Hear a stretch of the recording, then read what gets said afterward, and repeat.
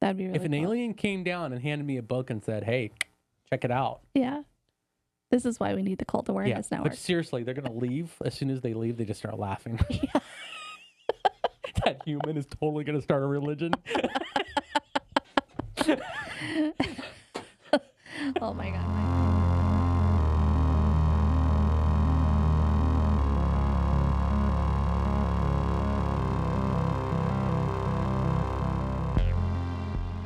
Right. So, welcome to the Redacted Apostate podcast. My name is Carl, I'm Nicole. and today we're going to talk about Can Can do. The Can do. Can do. The Cult Awareness Network. Okay. So, I guess we can start this off by talking about Jason Scott. Yep. So, Jason Scott, who was a member of a Pentecostal church in 1995, was allegedly kidnapped and taken to a secure facility and basically unbrainwashed. Brainwashed? Brain freeze washed? Brain freeze. Yeah. So this is going to be an interesting one because we have a lot of third parties involved in these stories. So it's hard to get a real understanding of what exactly occurred. But I lend to believe that he was kidnapped, he was taken to another location, and he was basically using different methods of brainwashing. He was unprogrammed from this Pentecostal church that he was a member of that was, I guess, a cult, or I don't even know what they were because all it says was Pentecostal, and that's it. They don't really tell you the group or anything about them. Mm-hmm.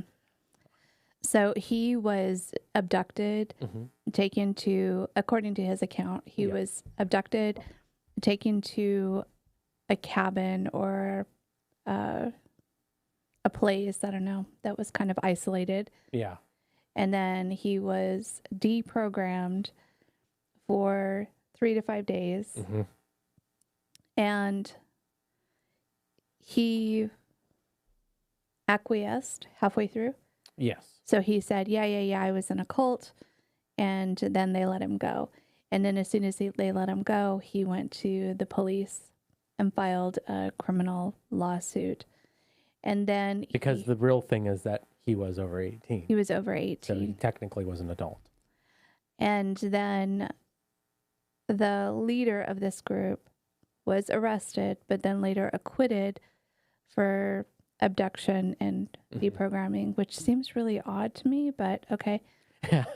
So, but then later lost a civil lawsuit when Scott came back and filed civilly. And that's kind of where everything started to decline. So it was beginning with his lawsuit to the civil lawsuit, beginning with his abduction and then ending with the civil lawsuit, that the decline of this cult awareness network.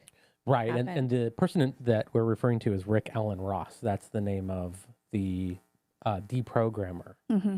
So the way that it looks like is that the cult awareness network, if anybody called in and said, I have an individual that's in a cult or a high control group, they would relay the information or give the information to that person of a deprogrammer. And that was part of the issue.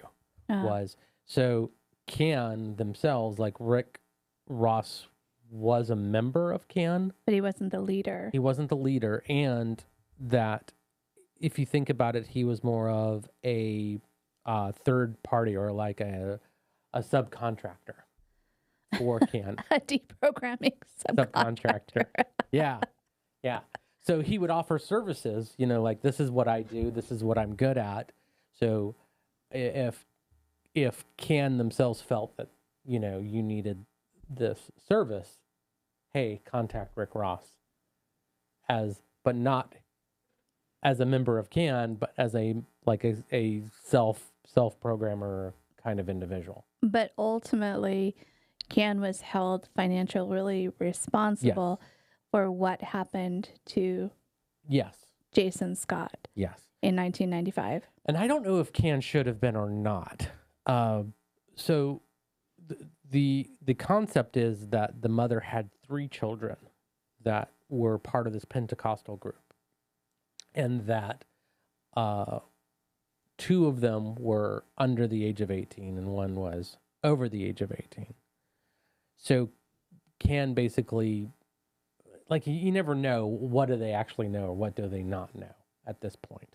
Because if it's 3 people that are under the age of 18, then yeah, the parental rights. And this is where it gets really like legally weird on this legal gray area, is because if you're under the age of 18, like, your parents have total control over what you do, what you say, your religion that you practice. But it's like if you are 17 years old, 364 days, you can be deprogrammed. Mm-hmm. If you are 18 years in a day, you can't be deprogrammed. It's just this weird legal switch. Right.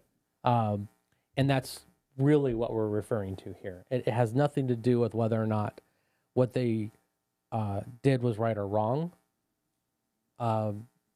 Because even in my mind, even you taking a 17-year-old, locking them away, and basically torturing them to not believe the way that they want seems wrong to me as well. Right, right. The whole deprogramming aspect feels really wrong. At the same time, part of the challenge is, as a parent, watching your child be indoctrinated and not having any recourse. And the thing is that children, they're adults, so they can worship and believe however they want to. Yeah. But when you know that your child is being coercively controlled and is indoctrinated, and you're literally powerless to do anything, and they've cut you off, and it must be really frustrating. I see both sides of this. Yeah. I see both sides. But it's wrong to abduct people and deprogram them. But if you are a parent and you're asking them to do it, it's you know what it reminds me of is Pray the Gay Away. Yeah, but the thing is that it had worked. So it seems like this process started by a guy named Ted Patrick. Yes. And so Ted Patrick in the 1970s was sick of kids in the neighborhood being indoctrinated by the children of God. Yeah. So he started the deprogramming and helping families get their kids out of and you talk about a really destructive cult. Yes. The Children of God are like one of the most destructive cults ever. Yeah. And so he started with the good intention of helping these families. And then it led to, I think, him being not so great. He turned into the villain. What is that nerd saying where you see yourself long enough that you become the villain? Yeah. I can't remember, but I know what you're. Yeah. And this seems like Ted Patrick. Like, it seems like he was doing good and trying to help, but then eventually he just was turned evil. I don't know. I don't think it's that. I'm wondering if it has to do with this is what it took to get someone out of the Children of God that worked for this group, but they go, okay, well, we can just take this and apply it to everybody, which didn't work. Or even if it did, was a bit much for these different groups. Like, it's like, but you don't know, right? Like, hindsight being 20/20, it did work for even people that weren't in Children of God. Mm-hmm. Yeah. There are videos from, like, I think it was 1994, and it had it was Can with people that had been successfly deprogrammed and removed from various cults. It appeared that one of them was a Scientologist. Yeah, it was, because it was the C group. Sea Org. Sea Org, thank you. And then another one was just some random group that was on a farm they don't talk about what the groups were that they left, but that one definitely was not Scientology. But they had both been removed, and you can see like this is the way things were, and this is the way things that are now, and yeah, I'm successfully out of it. But they still have these attachments back to the groups, which makes sense. The thing about Ted Patrick is that it appears that he spent some time in prison for some of the stuff he did, but it's really hard to know, like you said, what's true and what's not true. So because of what happened to, I'm going to keep forgetting his Jason Scott. I keep wanting to call him Michael Scott, which is not good. That's what she said. So Jason Scott led that cult awareness network that had started, kind of the movement had started in the 1970s with Ted Patrick, and then escalated, kind of went up, and then... Was he a founding member of CAN, or was CAN formed around what he had done? I think they kind of merged into one organization. Oh, I know CAN went through like 3 different names. Yeah, so I think he's the one that started it, and then it eventually became the Cult Awareness Network. Right, because the original one was the they had like this long Citizens Freedom Foundation. No, that was the second name. Oh. The first name was so he was one of the founding members of CAN.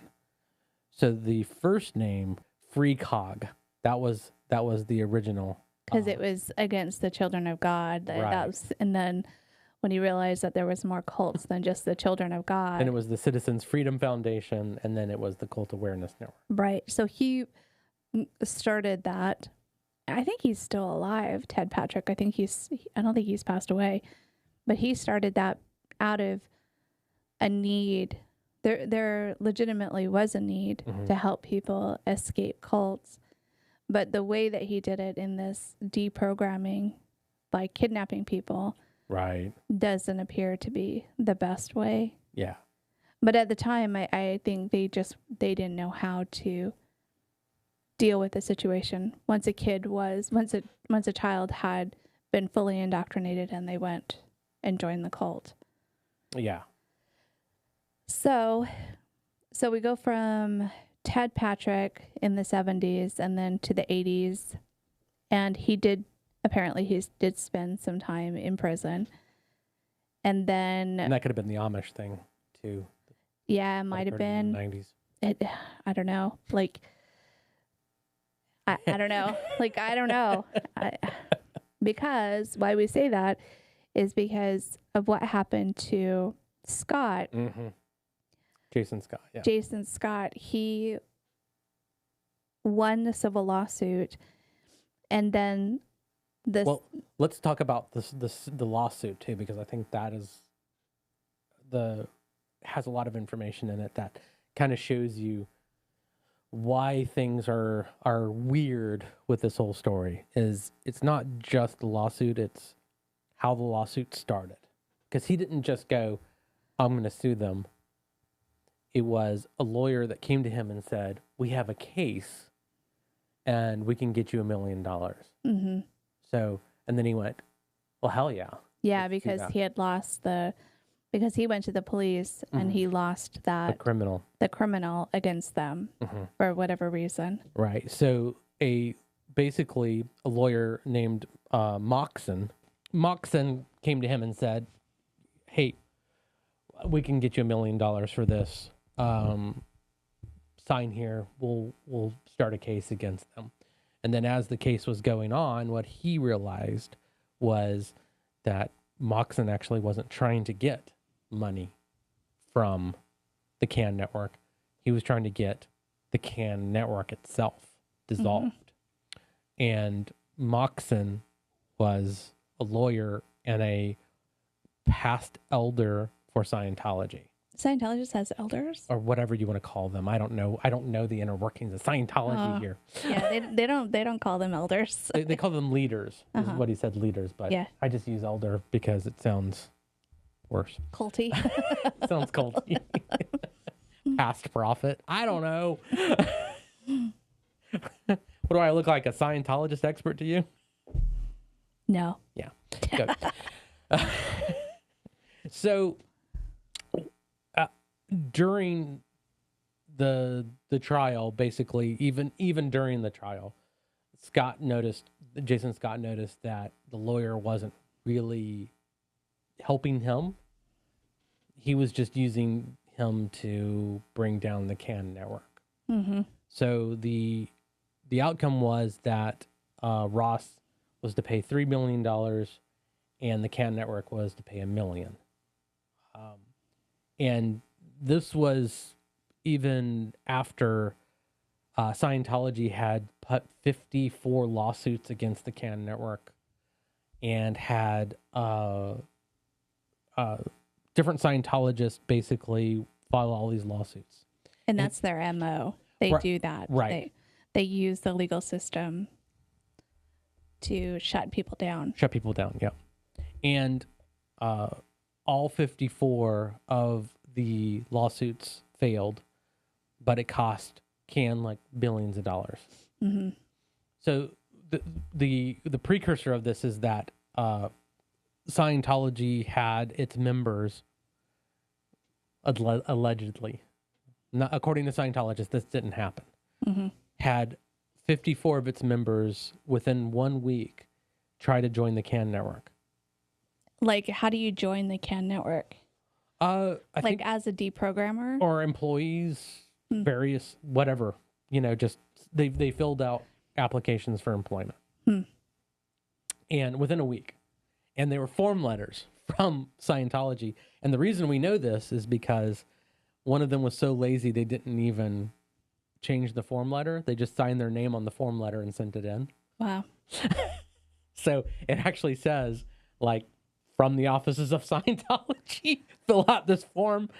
Use your own words is what it said in the margins. Oh my goodness. And the person just signed it and sent it in. Can you imagine being a CAN, like really believing in this like cult awareness stuff, Yeah. and then seeing Scientology attack you like that? Yeah. Wow. Yeah. And so I think they hired one of them into the group and into CAN, one of the Scientologists. And then saw the other letters and they were like, you had 54 letters that came in for employment and they all were identical within a week. And you're just like, so Scientology knew that CAN was just going to say no to all of them.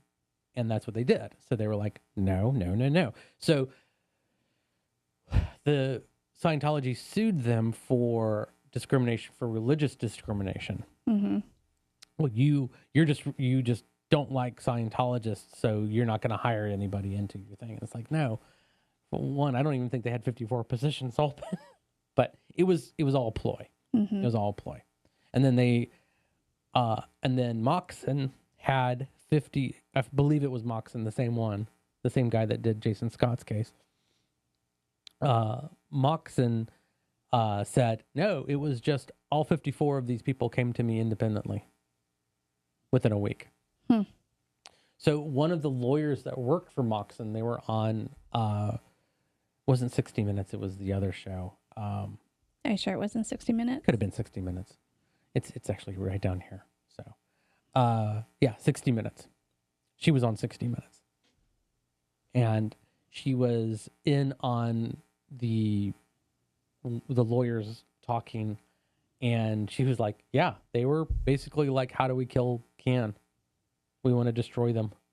So And how do we do it? I think they got their wish with Jason Scott. Yep. So because of what had happened to him and that he faked being deprogrammed and he didn't want to participate in this, they came to him and said, you'll get $1 million. We'll sue the CAN network. And he was good with that. Yeah. Because he's like 19. Yeah. And someone said $1 million back in 1996, Yeah. Yeah. And he had been through this traumatic experience of being abducted, which I'd want to must make have them been pay horrible. too. Yeah. Yeah. Like that sounds awful to me. And it sounds awesome to me that you're going to sue them. Yeah. And exactly. I'm going to get $1 million for my pain and suffering. Exactly. Oh, yeah. And so they won the lawsuit. Yep. The civil lawsuit. And then Jason sold his lien rights over Yes. to a Scientologist. To Moxon. To the lawyer. It was to Gary Beanie, which was a Scientologist represented by Moxon. Okay. So they sold their lien. He sold his lien for $25,000. So he didn't even get the $1 million. He just got $25,000. Yes. And so 30,000. So he got 5,000 from Ross. And that was Jason Scott's wish too. So what occurred was Jason Scott basically went back to his mom and said, "I'm sorry. I was in a cult. I apologize. Whatever occurred." But there was definitely him and his mom made up and started forming a family again. And then so he was like, "I can't believe that I was used by Scientology like I was." And he was like, "Screw it. You can take whatever." So he was probably pressured at that point to just sign over. We'll pay you $25,000 for this, because like, what are you going to do with that? What are you going to do with that? The name and all this assets and the PO box and everything that Can owns. What are you going to do with it? Yeah. And at the time, I bet you he was like, "Well, the Scientologists want it. They're the ones that helped me win the case. I'll just sell it to them." And they're like, "Well, we'll pay you $25,000 for it." And he's like, "Fine." Yeah. Because he's still a kid at this point. I mean, like when you're 20, like I bet now he looks back at it and go, "Man, I could have made 10 million off of this." Yeah. If I just held on to it. Yeah. But or he could have taken over the Can network. And I bet you too that 25,000 was his legal fees. Like he had to pay them legal fees. Because he got their assets, but that doesn't mean you can do anything with it. Who are you going to sell it to? What are you going to do with it? And I bet he owed legal fees to Moxon. And then they're like, "Well, hey, we'll just give you $25,000 and legal fees if you just sign this over." Yeah, that makes sense. And so what happened then is that basically Scientology ended up owning the Cult Awareness Network. So whatever you There's no read, irony there. so whatever you read about the Cult Awareness Network, you cannot 100% verify it's true or not true, or where it comes from. Yeah. So like you go to Wikipedia, which is the 100% truth of everything in the universe. Please identify, insert sarcasm, because some people don't understand sarcasm. Sarcasm.exe. So, as you're reading through this, it is written by like someone that didn't understand Can or had a bone to pick. Well, the stuff that they wrote about Ted Patrick seemed pretty awful. Like he had done some awful stuff. So it's hard to know, did he really end up being a villain? Or is this just Scientology's stuff? Scientology propaganda. Yeah. Did he really do all these awful things that you read about him? Yeah. Because it seemed like he started out really wanting to help the community. And did that just stop and he just became money hungry? Like, what really happened to Ted Patrick? I honestly think that he found something that worked and just kept replicating it. And then it didn't work. And it was too extreme. But for the children of God, it worked. It worked. It wasn't extreme. It's what it took to deprogram someone, to awaken them. Yeah. Like, I mean, if you look at this right here, there's programming referral kickback scheme called NARDAC, where they were Ken was getting kickbacks, either in cash or in the form of tax-deductible donations or commissions, which are then funneled back to National Can headquarters. It's called a business. Yeah, yeah. Like, it's a kickback. Well, It's a referral percentage. it's a referral. Yeah. Yeah. So this is all worded like this is some secret, seedy kind of shit. And it seems to me that this is a way that how can stay in business is how else are you going to get money from people other than donations? Mm-hmm. And donations and commissions are in quotes here. So, yeah. So this is definitely worded very much to make it look like CAN is like a horrible organization, and they are like, and it even says here, kidnapping, a clearinghouse for kidnap for hire rings is what it says. And this was a journalist, Nora Hammerman, in writing about the Dubkowski deprogramming. So I did some research, and I tried to find who this journalist Nora Hammerman is, because there's no reference to her in the footnotes. There is a little reference here. When you click on it, it takes you to a newspaper called The Federalist. Like the Federalist Papers. Yes. Yeah, but it's The Federalist.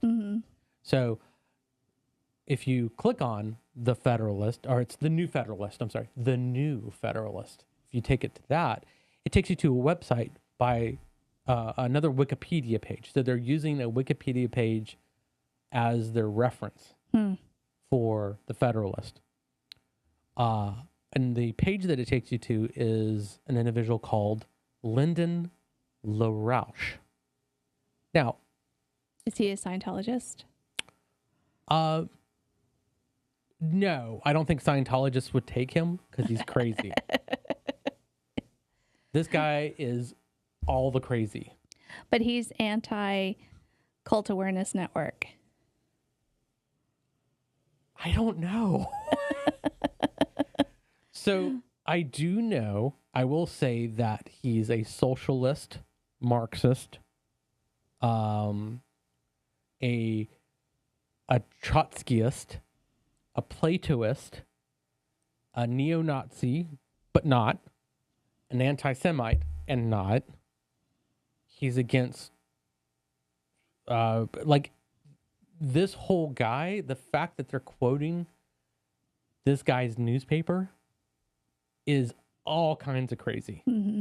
So, and the fact that that was the only reference that you can get. And every time that I look up any of these references, it always takes you to some crazy conspiracy theory led newspaper. So there are, and the journalists that I have somewhat integrity, you know, like I feel have integrity, like 60 Minutes and like Dateline was the other one that I think that did an article as well. They're all like, you people are crazy. Like they were outwardly spoken against Scientology and what they did. And they said in that news report, you did this just to shut up CAN. And what the Scientologist said was, would you think that a black person would want to stop the KKK, or Jews would want to stop Nazis? Wow. So they were being persecuted. Are Nazis. They were being persecuted by, wow. So now they labeled them as a hate group. Wait, which one? The Scientologist. The Church of Scientology has long characterized the CAN as both an opponent of religious freedom and a hate group. Okay, so I don't agree with the hate group, but I kind of agree with the religious freedom, like anti-religious freedom. It's one of those things that I have in my head where I know there's an issue with it on both sides. Yeah. Like I go, they're terrible because of your religious freedom, but if your religious freedom is a cult, is it bad? It's just so there's no good answer here. There's no, and it takes more brain cells than Oh, I have. I've got. Yeah. I don't. Yeah. I don't know what the hell I'm talking about. But it feels like a And you kidnap. And it feels like kidnapping people and deprogramming them is the worst way to go about getting someone out of a cult. But it worked. But it also worked. It worked all through the 70s. And like once people were, and that's the thing is that when you're in the cult, you live it 100% all the time. Yeah. And getting people physically out and allowing them time to think sometimes is enough. Is enough. Yeah. Which is called kidnapping. Yeah. Yeah. Again, it's. But then what do you do when your child has been fully indoctrinated? And what we have to remember is, what does that mean? Your child, your 25-year-old, your 40-year-old. Yeah. Or your parent. Yeah. My parent is still fully indoctrinated. Yeah. And I remember when my mother joined the cult, my grandmother didn't know what to do. Just and there's nothing she could do. There was nothing she could do, and they couldn't afford to have her deprogrammed. Like they just didn't have the money also for been that. kidnapping, which also would have been your grandmother could have been sued by your mom for kidnapping, and she would have won. Yeah. And that's part of the issue is, yes, these people are adults, but it goes back to, we do not have laws for coercive control in the United States, and we should.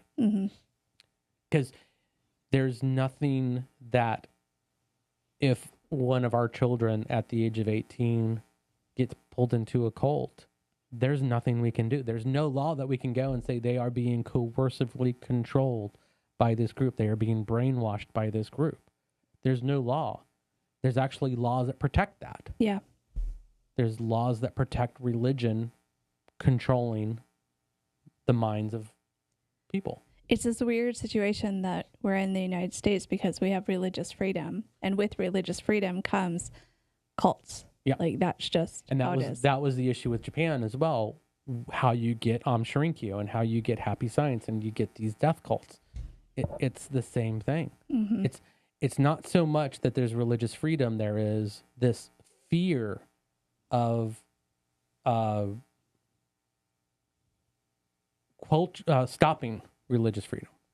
Like, if I say, "Are you a cult?" They, whoa, religious freedom over here. You're the bad guy for even mentioning that to me.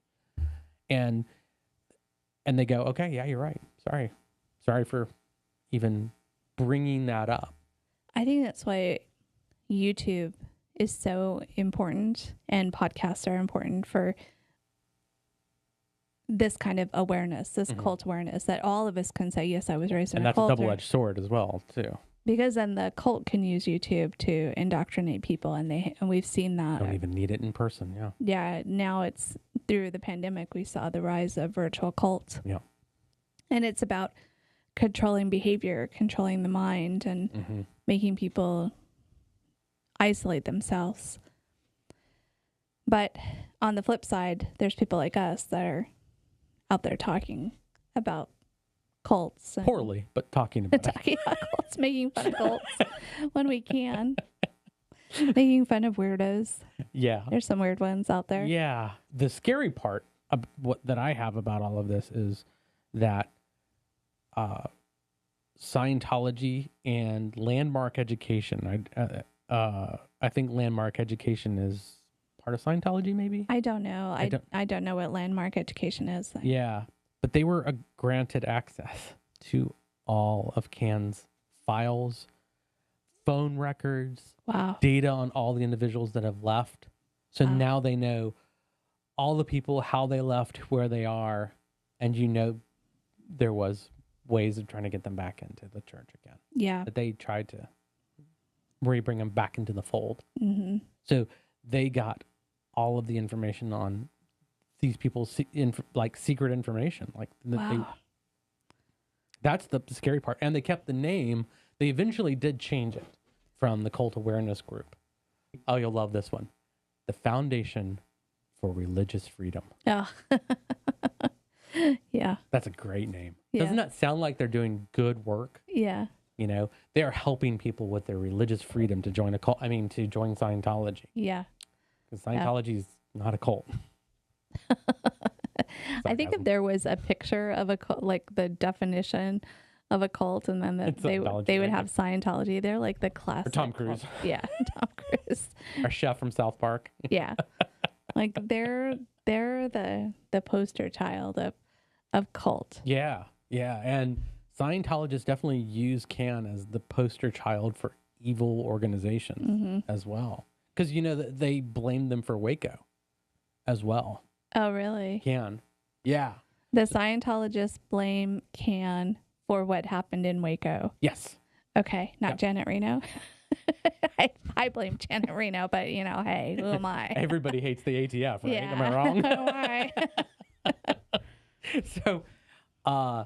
So during Waco, this was in '93 too. So this was 2 years before the Jason Scott thing. So they were already, and that's the thing about Scientology is they make long-term plans. Oh yeah. So they were already trying to bring down this network. I think as soon as CAN pulled one Scientologist out, that's it. They were gonna ruin CAN.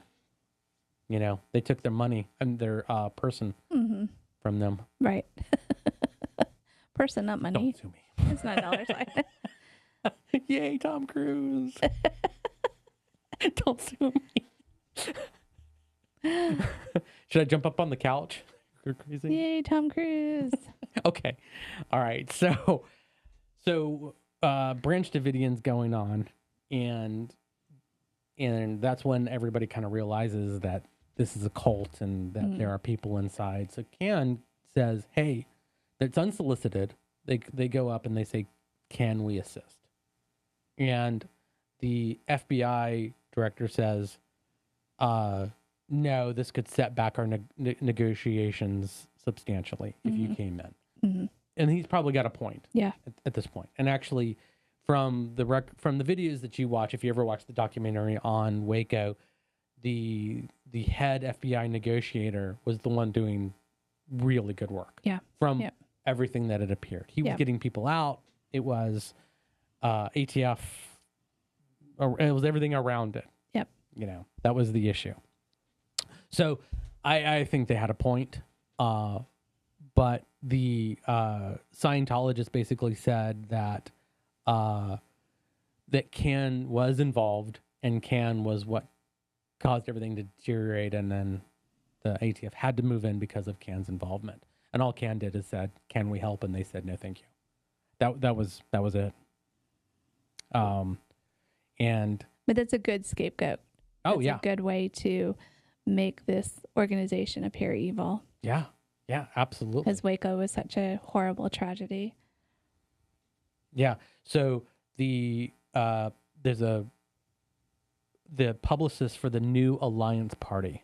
You keep just saying these words. They're just phrases. They're so like. I seriously like. I have a feeling that Scientologists just come up with like acronyms. Like they have like a million different arms and legs and stuff like that, so you can never really know who you're talking to and about. The New Alliance Party is actually a political party that existed in the 70s all the way up to 1992. First I've heard of them, but they had ties to Jesse Jackson and heckled Bill Clinton. It was weird. One of the reports that went to Congress was, what is the Cult Awareness Network and what role did it play in Waco?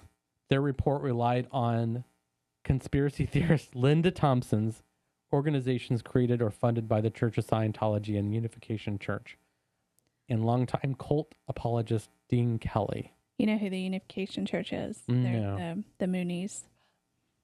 Yeah. They're the ones that, and they're another classic cult group. So I wonder if the New Alliance Party is being funneled by all these different groups as well. So every time that you start doing research on these organizations, you see that they're all tied together somehow, some way. People from the Moonies would be associated with Scientology and vice versa. But I guess it makes sense. If you're trying to control people, then you get together to control people. Yep. Right. Yep. Pull your assets. Keep your cult in place. Yeah, exactly. So in 1997, 2 years after the Scott case, and the 60 Minutes did the investigation on it, they said that the most damaging affidavits against Can all had renounced their testimony. Oh, wow. Wow. So that civil case was all hinged on false affidavits.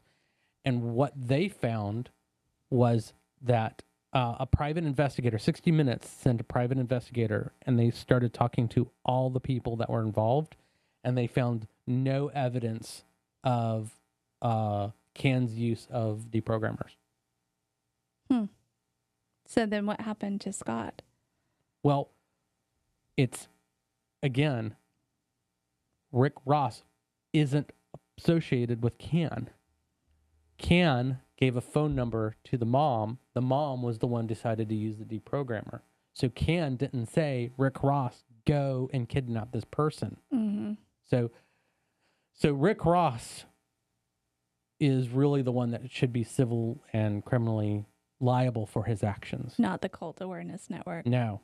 And all of the affidavits signed were given money by the private investigator for Scientology. And most of them were given a blank sheet of paper and just signed their name on it. That was what they told 60 Minutes. Weird. So they went, paid people like $300-$400, just sign this affidavit. And they're like, sure. They want money.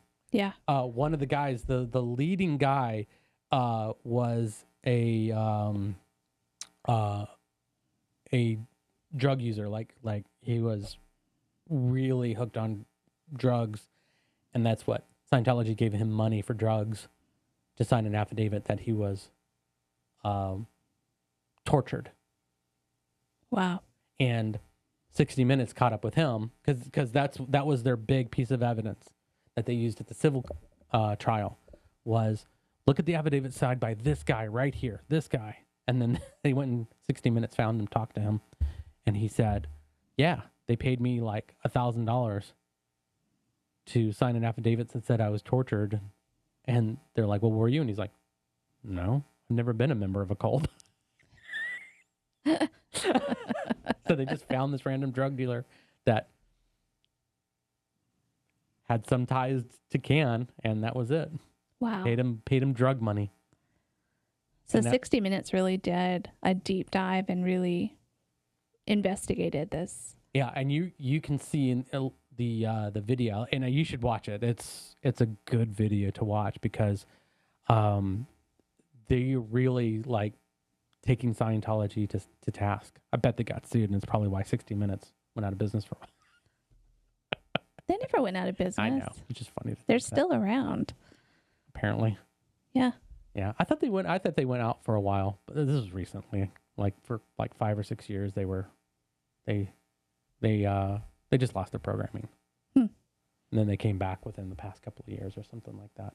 But I don't really know. I don't follow 60 Minutes. Don't watch it. It used to be a big deal. 60 Minutes was like a boomer, like a big boomer thing. Yeah. But now it's just kind of, but the investigative report that they did on this was really good. Yeah. So it seemed like a good investigative organization. Well, I always remember that people like would point to 60 Minutes as being like the excellence of journalism, especially during this time, the 70s, 80s, and 90s. That if it was on 60 Minutes, it was a big deal. Yeah. And it was like, yeah, they did their work. They spent the money on getting, finding the people, not just saying this person said this, which is what Scientology did. So they won their whole civil case basically based off of false affidavits. Wow. And so now they took over all of the data and the assets of the Cult Awareness Network. Yeah, and all the personal information on ex-cult members and their families. Yeah. Wow. Yeah. Which I'm sure they're going to use for nothing but good reasons. Good reasons, yeah, because they're for the religious freedom of all. They want everyone to be a Scientologist. And that's just not how cults feel. They don't believe in religious freedom for everyone. No. They only want their own. Well, their own it's stuff. religious freedom from persecution from others. Mhm. That's it. Yeah. That's it. Because the minute you say you're a different religion or that you don't believe, they attack you. Yeah. So ultimately, I think that Jason Scott was kidnapped against his will. Reprogramming failed. Deprogramming failed. Whatever you want to call it. What is it called? Political re-education by glorious leader. Uh-huh. That By the failed. glorious leader, Rick Ross. Yeah. Some 1984 bullshit in this house. and he was sued, rightfully sued, and he lost, rightfully lost. But then Everything that happened to Can was just Scientology, using Jason Scott too. But then Jason Scott woke up and realized he was in a cult and was thankful to Rick Ross for doing what he did. Yep. Because, part of the plea too was $5,000 and 200 hours of expertise, not like community service. So Jason Scott wanted 200 hours of Rick Ross's time to help him with deprogramming. Yeah. So he knew he was in a cult. It just was, do the ends justify the means? That's the real question here. I don't know. Well, and that's the thing is I bet to the mom, the answer is yes. Yeah. I bet to Jason, the answer is ultimately yes. Yeah. But then there was one account where the woman was a lesbian and they kidnapped her. That was Patrick, though, right? That was Patrick, yeah. And that's where I think he diverged off on another tangent. Because he was just there for the money. Now, if that's true and not or Scientology. his own beliefs. Mm-hmm. So then, where do your own beliefs cross the line into invading someone's rights? Right. There's a lot of invasion of rights, this whole deprogramming process. And that's why it's so messy. And you can't just say, Ken is good, Ken is evil, Ross is good, Ross is evil. Patrick, I don't know. I don't know. And again, all that information, the fact that she was a lesbian, that he, is that true? Yeah. Or is it just another story? By the Scientologists. It's so or hard by to know. whatever group that he was pulling her from. I don't feel that there's enough truth in any of this stuff to make a determination. Of whether Patrick was evil. Or any of it. Because so here's the funny thing is I've been watching Rick Ross for a while. For a while, didn't even know who he was. Didn't know the whole story of Ken. And, he was talking about, like GQ, he's been on GQ, he's been on, where people talking about experts in their field. And I was like, oh, holy crap, this is Rick Ross. I've been watching him and listening to him. And he never came across as being crazy or giving misinformation. He just seems like I've got a job to do and I'm going to do it till I'm dead kind of thing. I think he's a true believer in what he does. Yeah. Take it however you want, Was he ever in a cult? I don't even know. I don't know. I wonder how he became a cult expert the way he is now. Yeah, that's actually interesting. Was he a Scientologist? That would be amazing if he was. Because Patrick never was in a cult. He just was concerned about his community and what was happening with his community from the children of God. Right. Okay, here you go. Ross became concerned about extremist organizations in 1982 when he learned that a fringe religious group had encouraged missionaries to become employees at his grandmother's nursing home. That's right. So, at the nursing home, they were targeting the elderly residents for conversion to Messianic Judaism. Those are the Jews for Jesus? I think so. The missionaries were threatening Jewish residents, many of whom had survived persecution in Europe, that they would burn in hell if they did not convert. Mm-hmm. Ross told this to the home's directors, the local Jewish community, and campaigned to have the group's activities stopped. So that's what it was, is that he saw it happening, and he was like, I got to do something about it. Mm-hmm. Yeah. New religious movement or sect that considers itself Jewish, despite the contrary to all major Jewish groups. Yeah. It considers it a part of evangelical Christianity. Yeah. Okay. I love when those rabbis get on YouTube and are like, and their thick accents, they're saying, I can't even do a thick rabbi accent. We're not going to try. Can't even do it. But they're like, you don't know what you're talking about. You don't know anything. I love it. Those are my favorite videos. I like the real Orthodox Hasidic Jews, because they know their shit. And they're totally a cult, though. Yeah, but you can't be a member of our cult. Yeah. Because you're the wrong cult. Our cult is right. Yeah. How dare you start a cult against our cult? You Jews for Jesus, you're wrong because this book says you're wrong. And I'm going to show you in this book. Your book's wrong because my book says it's wrong. Exactly.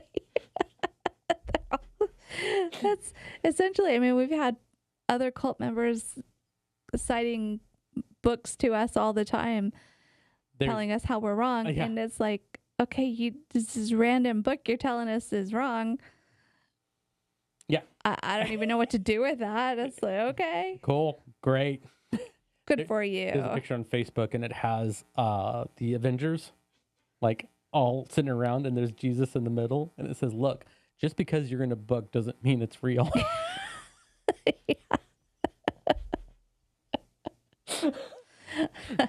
My book says it's real. And that used to drive me crazy too.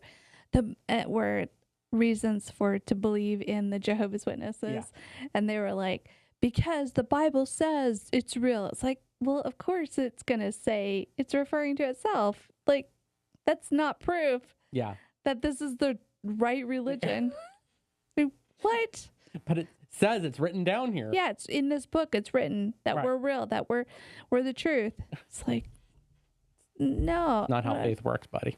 But then you've got those Hasidic Jews that are like, it's written here. This is what it. So, well, what's interesting is the one that I was watching. He's not arguing the fact that this is the truth, and there's no, everything else is wrong. He's saying you can't call it that if you don't agree with what the book is telling you. Mm-hmm. So it's like, this is how it's been for thousands of years.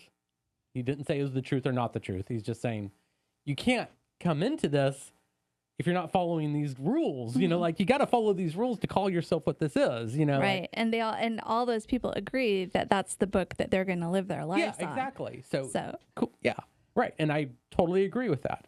It's like saying, I'm a Christian because I study the Torah. What? Yeah. Or the Quran. It's like, what? I'm very confused. I'm very confused about this conversation you're having with me. Yeah, because the Mormon Bible says that my Christianity. Like, wait a minute, what? Just no, pick and choose. Yeah. It's these different sects, which is funny because that's what cultus is just a sect of religion. But these different sects are like picking and choosing from all these different, areas to justify whatever it is they want to believe. Yeah. Whatever it is that the leader is saying is what they're picking and choosing. Or you can have Scientologists who just write their own stuff. They don't. What? Wait a minute. That's not Holy Scripture? To them, it is. Yeah. Oh. See, I thought Scientologists came from aliens, like handed down. No, I think that's Mormons. Not Xenu? I don't think Xenu inspired the writings, though. I think I thought it was handed down to L. Ron Hubbard by space aliens handed it to him. That'd be cool. I would believe. That'd be really If an cool. alien came down and handed me a book and said, hey, check it out. Yeah. This is why we need the Cult Awareness Network. But seriously, they're going to leave. As soon as they leave, they just start laughing. Yeah. That human is totally going to start a religion. Oh my God. My brain just went to some bad places right there. Wow. Probes for everyone. Yeah.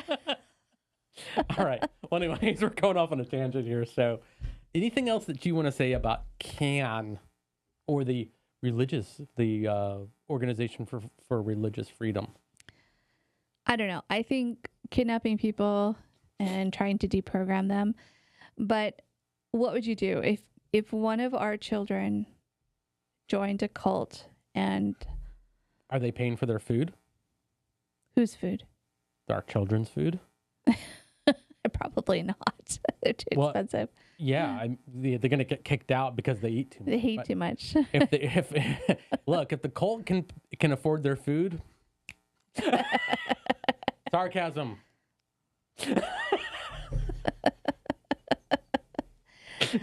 But okay, so say they're... I would probably try to kidnap them back and try to deprogram them somehow. You fail think so? And fail miserably doing it. Yeah. Really? I would try to do something. I don't know. I don't know what I would do. There's not a lot you can do, is I think part of the frustration that... And you can even like explain to them how cults work and how indoctrination works, and it's not going to make much of a difference. Yeah, like we talk about it. We talk about it all the time with our kids, and yeah, even, you know, I'm always telling my daughter, don't get groomed. Don't get groomed. I'm not, Mom. Stop saying that. Stop saying that. Someone said they're going to buy me a puppy. Yeah. Or whatever latest new animal it is this week. Yeah. Could be anything. Exactly. Could be hamsters. Could it be axolotls? Yeah. Could be anything. So there's not a lot that you can do except just be available. Always that's be what available. They all say. Yeah, be available. That was even when they stepped in for Nexium. Just be available. 7M cult, same thing. Mm-hmm. Is be there. You can't question the cult. Mm-mm. That drives them away. But just have a presence of any presence, so that, because it can switch off in a second, and that momentary lapse might be just enough to bring him back. Yep. So. But it's a tough spot to be in if you're a parent. And if you are, sorry, don't know what to say. Do what you can. Yep. So, anyways, I think that's it for us. Thanks for watching. We appreciate it. And make sure you like, subscribe, and sub-like. And think for yourself. Don't be a sheep. Don't be sheep.